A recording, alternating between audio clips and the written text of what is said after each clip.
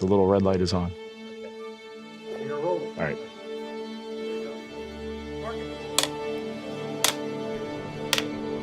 Number one.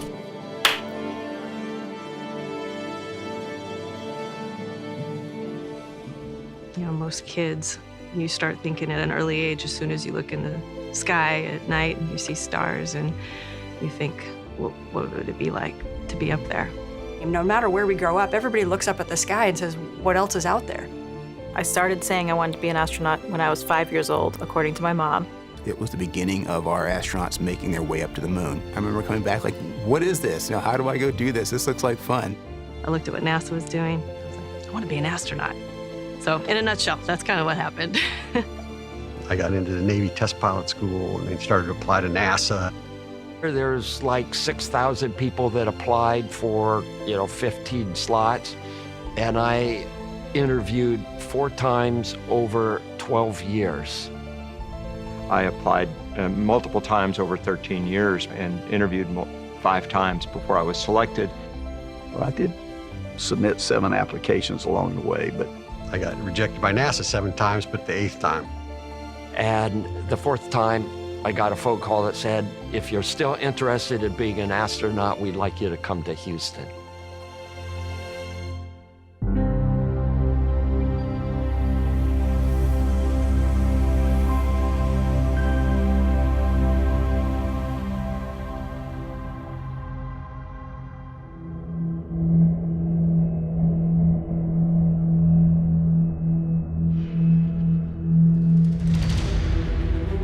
Finally, it's launch day.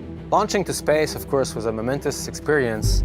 You see that this rocket is a living, breathing beast.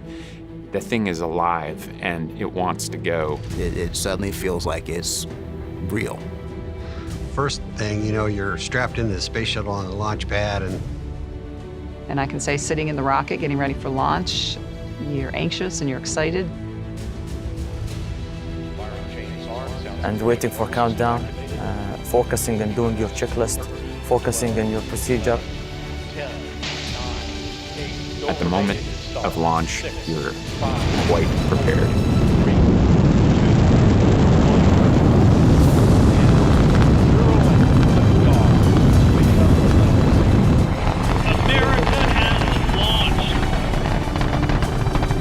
Lights off and you feel the rumble, and then you start to move, and that constant smooth acceleration pulling you back in the seat. And you feel like you're just in a car wreck because the solid rocket boosters light off and they give you a kick in the backside like you were just rear-ended at a stop sign, literally. There's just nothing subtle or nice about it.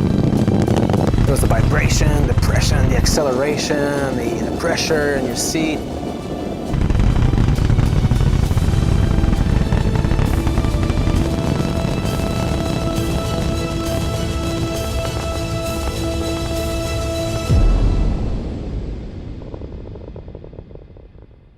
I distinctly remember the point when I stopped and thought, I did it. I'm here. My goal was to be an astronaut, and now I'm in space.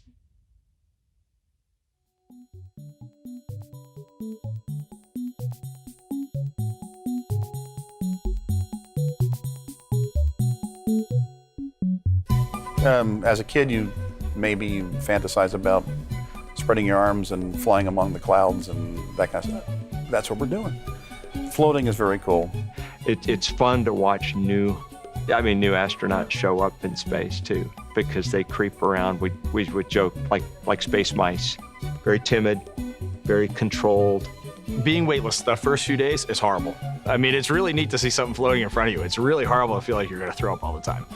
And then as you start to get into it, you start to realize that the human's an incredibly adaptive machine, and weightlessness is really, really well suited for us. You know, pretty soon you're going into a hatchway and you come through and you kind of push off on both sides and you go zipping down the middle and you're turning right at the end. So you reach out, grab a handrail, and but it also brings out your inner 5-year-old, or I say that it is the source of all stupid astronaut tricks. It's as fun as you think it would be, only better. I think I told my wife that I thought it was a burrito of awesomeness smothered in awesome sauce, because I don't have a very big vocabulary, so I tried to use the biggest, most impactful words I could. Everybody's a superhero. You're not floating, you're flying.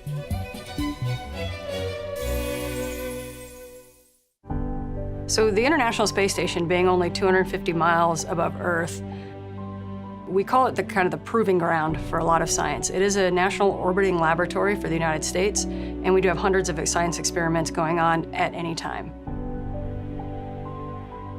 We're doing this amazing science up there. It is also absolutely the most wonderful observatory. And certainly for an Earth-facing observatory, the cupola module, this big bay window, that we have facing Earth, is the place to be. I got visited by 3 space shuttles. Several of the crew members never looked outside the cupola before.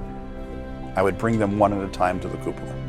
Tell them to close their eyes, open up all the windows, the shutters on the windows, and then tell them to open up their eyes. Cerebrally, I knew that this was going to be a life-changing experience. I knew that the view was going to be amazing. And I will never forget that sight. The thin blue line of the atmosphere, the curve of the horizon, and that's when it became real. Really, at a gut level, I'm actually in space. We are on orbit. This is not a sim. This is my eyes looking through glass at Earth from space. It was almost overwhelming. And so I think it's kind of overload for your brain and processing all of that at once because it just isn't used to that. It's really hard to describe something like that because it's not just cerebral, it's emotional, it's kind of all-encompassing.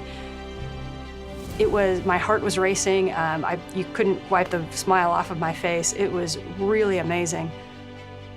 I just was, feeling something as I was staring at this view of the whole thing, and it moved me to tears unknowingly. So. In that instant, when you're overwhelmed with that vista, when your eyes see nothing but the beauty of the Earth, every single crew member that I brought in there for that exposure cried. It is heart-stopping. It is soul-pounding. It is breathtaking. I mean, it was ridiculous. I'd never imagined in my entire life getting to see something that beautiful. It was so foreign for the human mind to look at that, to see the Earth highlighted that way. Well, I don't think anything prepares you for how crystal clear it is. I knew the colors, but they just seemed different to me. They seemed more vibrant, more translucent. I've never seen those colors here on Earth. These pearlescent yellows and peaches that form when you're looking at a body of water with the sun angle. It's just amazing. I just took a pencil and I drew like 15 curved lines, and I just wrote light blue, darker blue, pink, purple, dark purple, all the way down to the surface of the Earth at sunset, because the scale of looking at a sun refracting through the atmosphere, it blew me away, okay?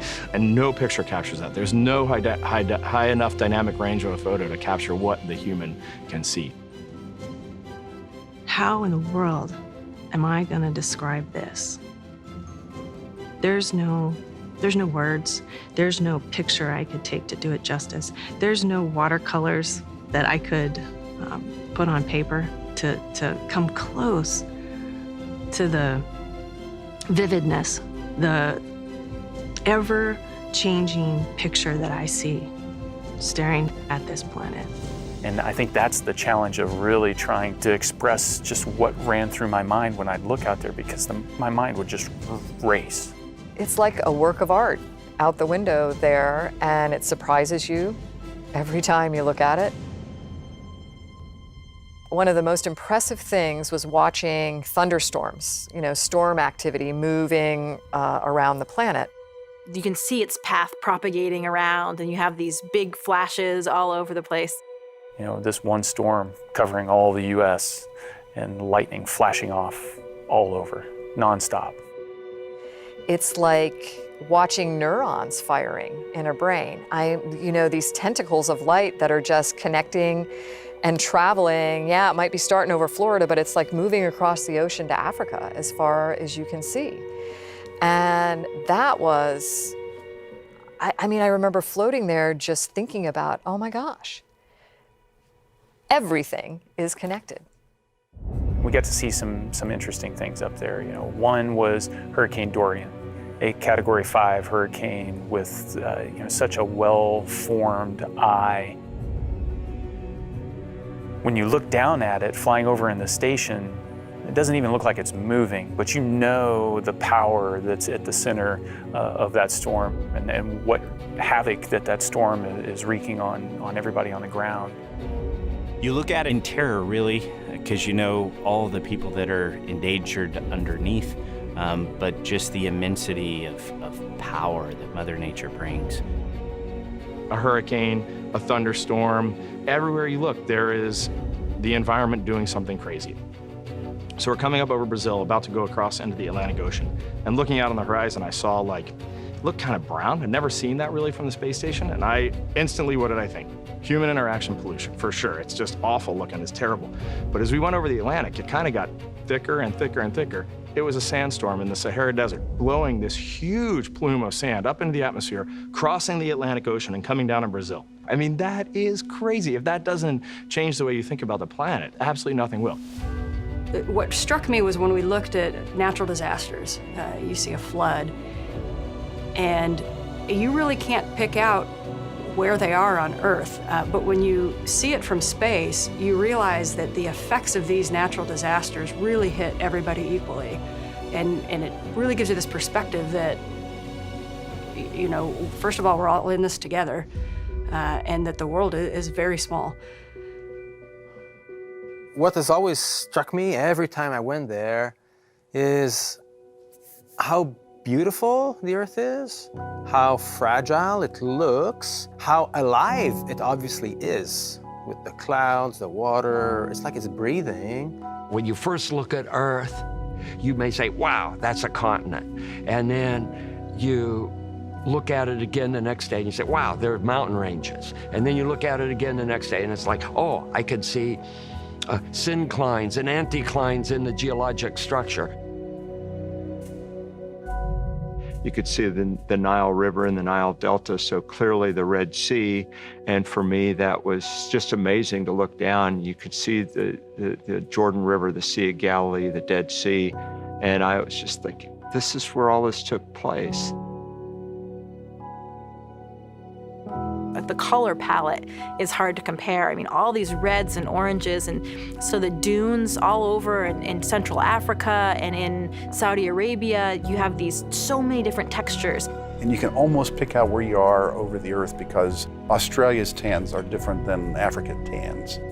Every piece of the Earth has its own tone, if you want. So you become very acquainted with the Earth from a big picture point of view. And you saw just the beauty of the landscape and the mountains and the deserts, and you start to think of how they were formed. You realize just how special the place we are is, and you feel that connection. So when you look at the Earth from that vantage point, I know others have said this, you don't see the borders. You don't see political borders, you hardly see geographical borders. You know, we're so used to looking at maps or globes.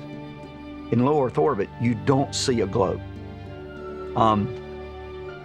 And from no distance do you see the different colors for countries so that it makes them easy to distinguish. I was looking for all the little pink and green countries when I was looking at Earth. Where's Uganda? It's supposed to be pink on the atlas. You know, you don't see those geopolitical boundaries, all of the man-made boundaries that we've imposed upon ourselves as humans. You don't see any of that from space. It's just you and your team, and you're trying to make an impact on us evolving into something more. You forget about the politics. You forget about daily life that plagues us here on the ground, that colors our perceptions because you're insulated from it. And you just feel this sense of commonality more, and something that unites us all, and just that we're all human.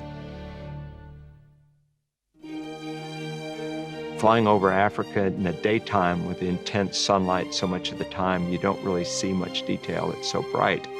But at night, when it's illuminated by starlight or moonlight, you really see a lot, and it's just fascinating. And you don't quite see the same texture, but you see mankind's influence on the planet. You get these beautiful, twinkly city lights. And they represent human sprawl, which isn't necessarily bad, but it is incredibly beautiful from space. I love looking at the atmosphere at night when you have that air glow, and sometimes it was a bit green, and then you have the aurora dancing around. And we were flying into this astonishing aurora, this rippling, pulsing river of green that's down below us, the red that is stretching up to our altitude. It's like, it was just breathtaking. Auroras, the presence of humans at night, it's obvious with the lights. But it's the death around the Earth that's startling. How this beautiful, shining oasis of life is there naked in the middle of pitch black death, the vacuum of space. Definitely look up and see the stars like you have never seen them before.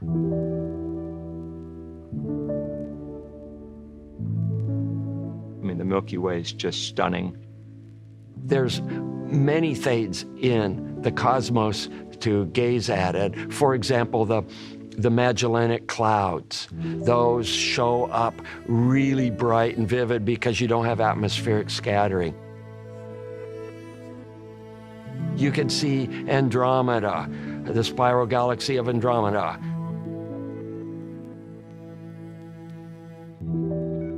Of course, the lights don't flicker. They're steady because they're not coming through the dust and coming through the atmosphere.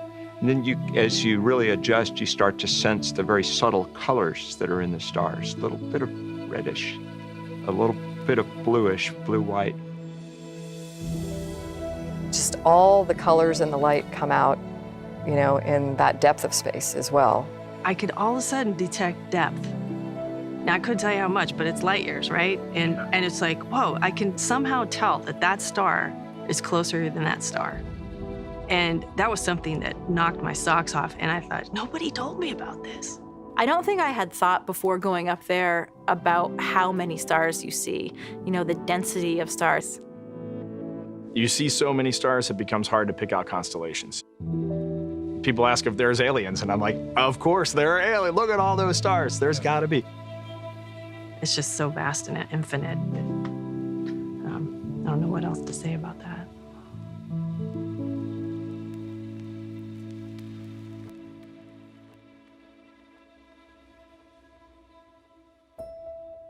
I remember using like the 800mm lens and just really zooming into places. And you still can't see people walking around or anything, but you see impacts of things. And you realize that a lot of times we have to pull way back. You have to pull way back and see the big picture of it.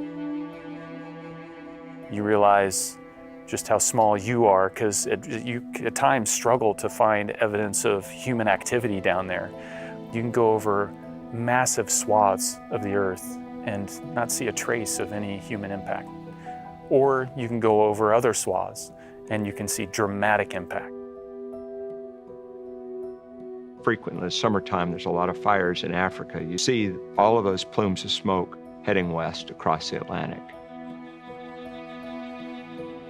You fly over South America and you see, widespread deforestation, and the impact that has.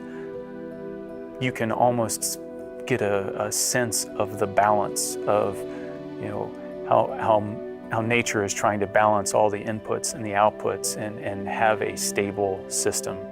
And you can see our effect on it. To me, it started to make me understand that everything is connected. What is happening in the ocean over here can affect what is happening on land over here. It's just all one thing, and it's all interconnected.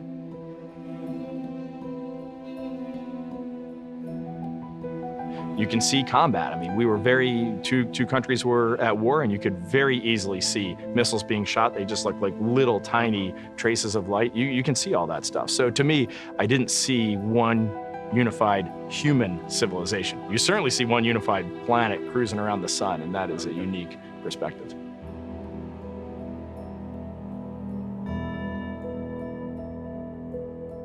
But during my time on space station, I had the chance to do a spacewalk, put on a spacesuit and go outside. And that's a very special experience for any astronaut.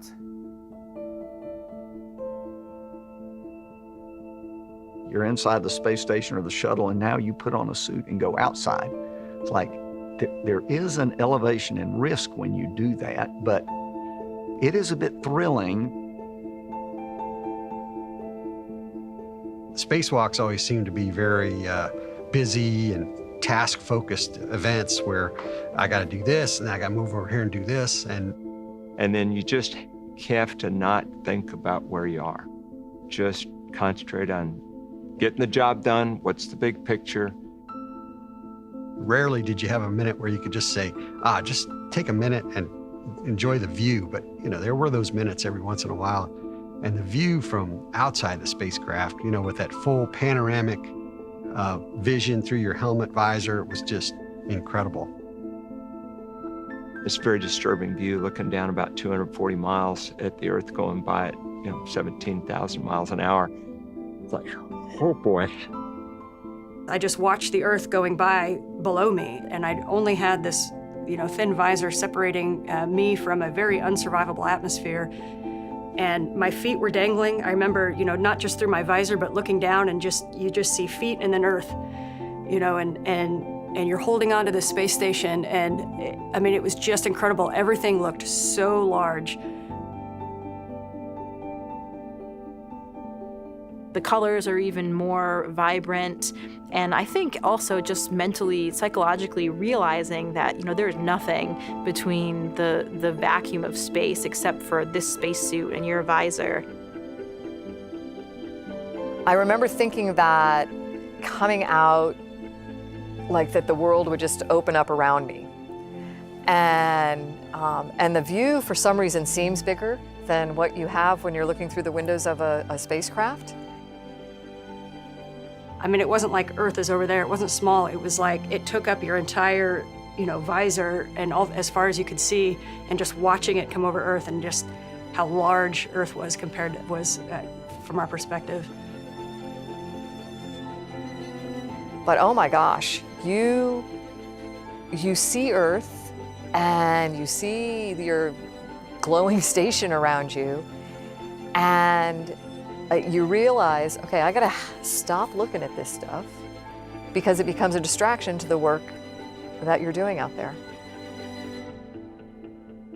So I always kid those astronauts that don't do the spacewalks. I said the view from inside here through this flat window is pretty good. The view from outside is just amazing.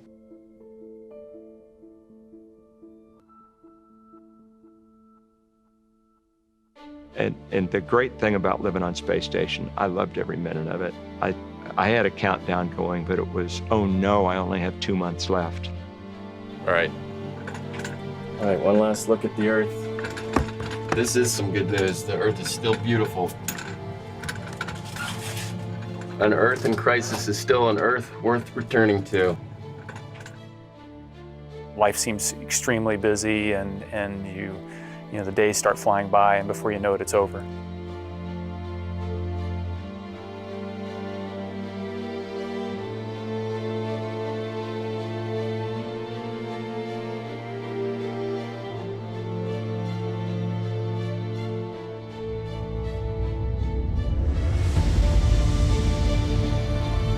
As it drew to a close, I think I was more feeling as though, did you do enough to capture this so that you can share it when you get home?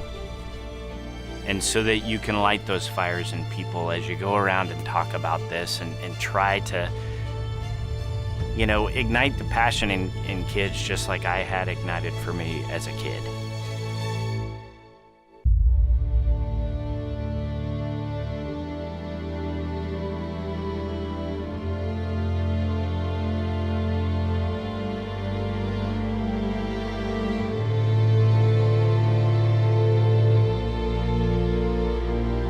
and you're back on the ground. And somebody else is doing the job up there now. It makes you feel like, you know, this is a really big thing that we're a part of, and just, you know, I'm fortunate to play my part. It is the fact that going to space and seeing the Earth from that vantage point has a life-changing effect on most of us. It takes a lot of energy to describe what it's like up there, because there's so much of your emotion built into it. I think the best way to describe it is that your viewpoint changes, that you can look at the same thing, but it changes the lens through which you see it. And that acute concrete realization that we belong to Earth and not vice versa, it's kind of a mental shift to see that we just nowhere else we could go. I think if you're not a conservationist before you go to space, you're at least partly a conservationist when you come back, because when you see how thin that atmosphere is, that protective layer that we have here, you think, wow, we really have to take care of this because it does look so fragile from space. I think I felt that need to protect it even before leaving it, but it definitely does resonate even more loudly now, having seen it myself, and how stunning and beautiful it is. All of those unique ecosystems, everything's connected, the land masses and the ocean masses and the atmosphere, and we are all in it together. We are all down there. And so I think that's the most important thing that I would encourage people to think about, that perspective. I think you get a sense of preservation of I don't want this to go away, and I don't want to be the only one to see this. And there are so many people that need to see it, but only a handful will in this lifetime. You know, I remember coming back from all my missions with that sense that, you know, we're all connected, we're all people. And I thought about, why is it that we do have conflicts? What is that separates us from one another? If you could get 7 billion people to go up there and look down for just even 30 seconds, you would change them, all of them, forever. They wouldn't all come back and be friends. They wouldn't all come back and tear down border walls and things like that. But you would change all of them, and you would change them all for the better, and they would have a different view of the planet. I think if people that can lift their eyes up and see the bigger picture, whether it's from orbit or even just understanding the different sides, maybe spending more time listening, you know, rather than shouting. And that's what I want people to find. I absolutely found that in the experience I had in space, in the simple facts of us living on a planet and all being Earthlings, and the only border that matters is that thin blue line.